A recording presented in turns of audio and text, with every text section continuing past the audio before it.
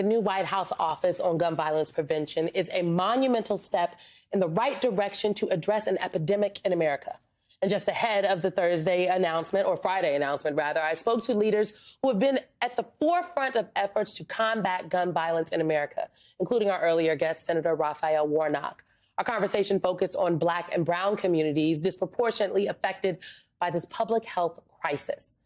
Following that discussion, I got the opportunity to sit down with two of the panelists, rapper and now gun safety advocate Quavo, as well as Greg Jackson, now the new deputy director of the Gun Violence Prevention Office. Both have powerful personal stories about gun tragedies that impacted their lives and inspires their work. So I feel like I'm turning this negative right now into a positive. You know what I'm saying? I'm turning this loss into a win, and in order to do that, I got to stand up. I can't. Standing up and turning pain into power. A key message that was amplified through the stories of Grammy-nominated rapper and now gun violence prevention advocate Quavo, all along with Community Justice Action Fund Executive Director Greg Jackson. Both men suffered from traumatic experiences that are all too common in our country. Quavo witnessed the murder of his nephew, Takeoff, in November of last year. Takeoff was a fellow member of the rap group Migos, and his tragic death changed Quavo's life.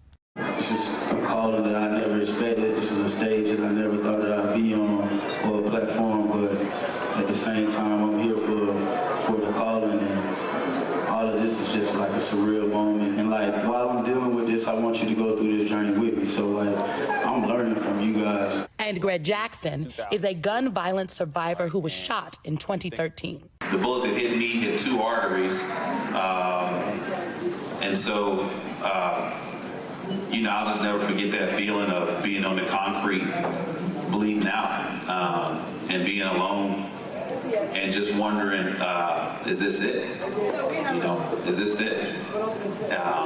And I remember a voice that just said, no, we got more work to do.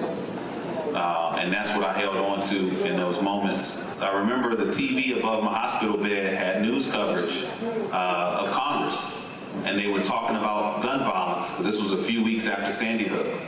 And all I could see was the excuses and the lack of action from Congress. The people who were being paid and sent to Washington to work for us were making excuses about why they couldn't take action on what nearly cost me my life.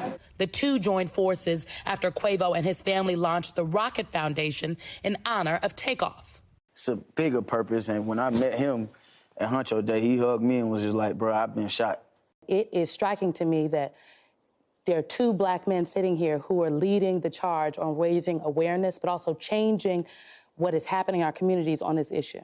When you think about what we went through, it's not rare, it's really common.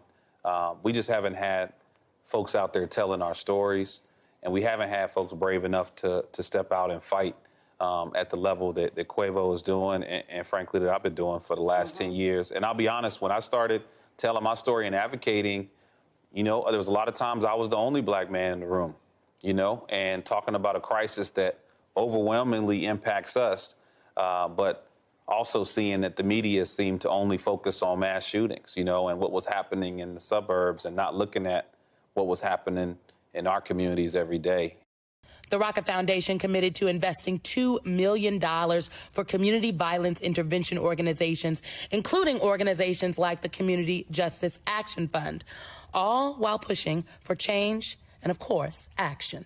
What is just one thing you really want people to know out there about this additional work that you're doing? Because it's not like you're not rapping anymore. You're dropping music, right? You know, I'm still on the mic. You're still on the mic, okay? Like, we still, you know, we still getting a coin.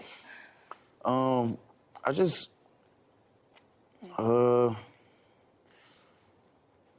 the bad that was displayed. You know what I'm saying? I don't want that last image to be me crying on the camera, or me upset, or me screaming, or just looking for retaliation. I don't want that. I don't want that last taste in your mouth to see me either the day it happened. I don't want that.